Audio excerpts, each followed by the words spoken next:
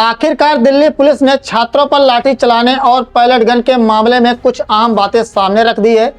तो अब क्या अमित शाह के लिए मुश्किल और बढ़ सकती है और क्या प्रधानमंत्री नरेंद्र मोदी अपने गृह मंत्री अमित शाह को बचा पाएंगे या नहीं।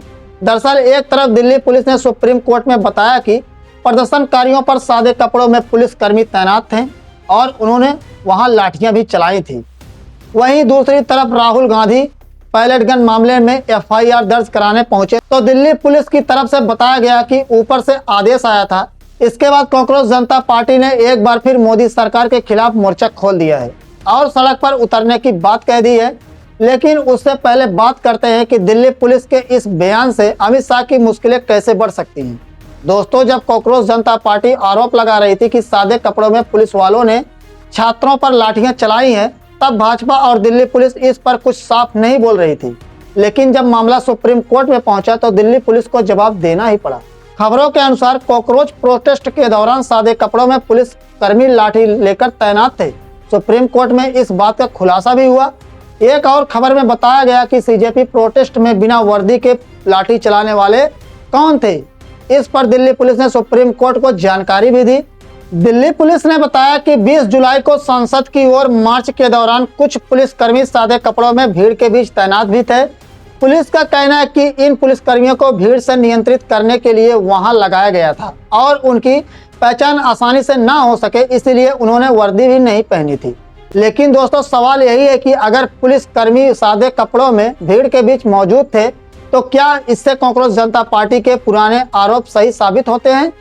सीजेपी पहले दिन से ही कहती थी कि सादे कपड़ों में कुछ लोगों ने प्रदर्शनकारियों पर लाठी चलाई थी।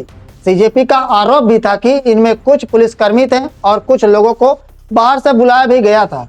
अब सवाल यह उठ रहा है दोस्तों कि क्या सादे कपड़ों में पुलिसकर्मी की बात कहकर दिल्ली पुलिस बाहर से आए लोगों को बचा रही है।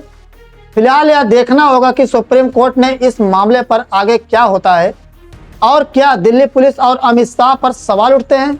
उधर दोस्तों, दिल्ली पुलिस ने राहुल गांधी के सामने कहा कि पुलिस के ऊपर जो आदेश मिलता है उसके अनुसार ही काम करना पड़ता है। जब पैलेट गन मामले में साहिल की एफआईआर दर्ज कराने के लिए राहुल गांधी धरने पर बैठ गए थे, तब राहुल गांधी की मांग के बाद दिल्ली पुलिस ने एफआईआर दर्ज की।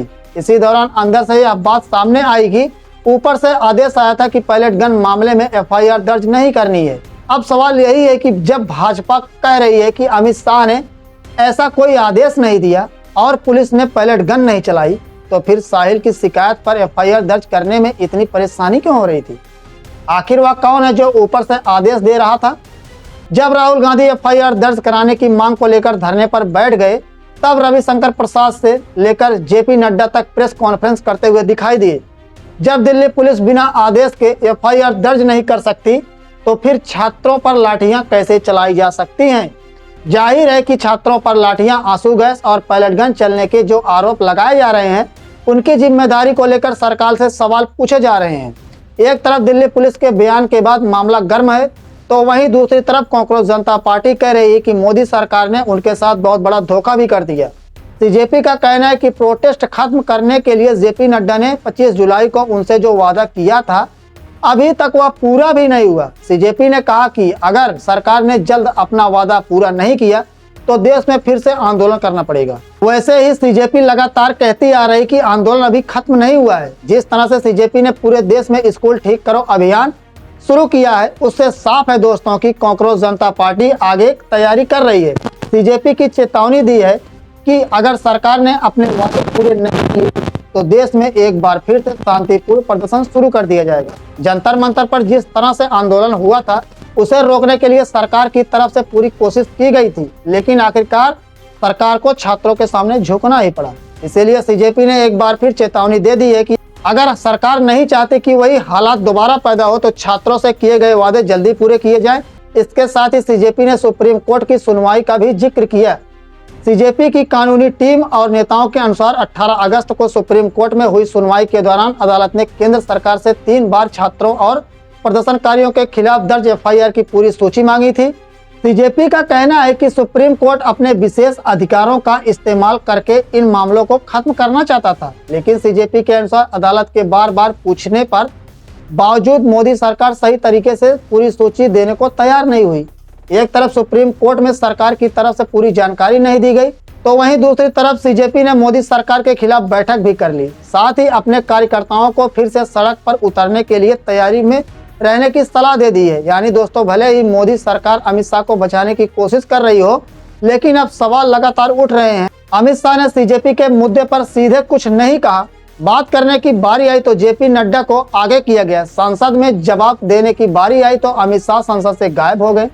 लेकिन जब सुप्रीम कोर्ट में पुलिस के बयान के बाद मामला और गंभीर होता दिखाई दे रहा है, और अगर इस बार बीजेपी सड़क पर उतरती है तो क्या इसके निशाने पर अमित शाह होंगे? क्योंकि अभिजीत दीप के पहले ही साफ कर चुके हैं कि अगर अमित शाह ने पैलेट गन और लाठियों का आदेश दिया है तो उन्हें इस्तीफा देना ही पड़ेगा, और अगर उन्होंने आदेश नहीं दिया तब भी इस्तीफा देना चाहिए, क्योंकि गृह मंत्रालय की जिम्मेदारी उनके पास है। ऐसे में पुलिस छात्रों पर अपने आप लाठियां कैसे चला सकती है? फिलहाल दोस्तों, आपको क्या लगता है कि आगे क्या होने वाला है? अपनी राय में कमेंट करके जरूर बताएं। मिलेंगे दूसरे वीडियो में, तब तक के लिए जय हिंद, जय भारत।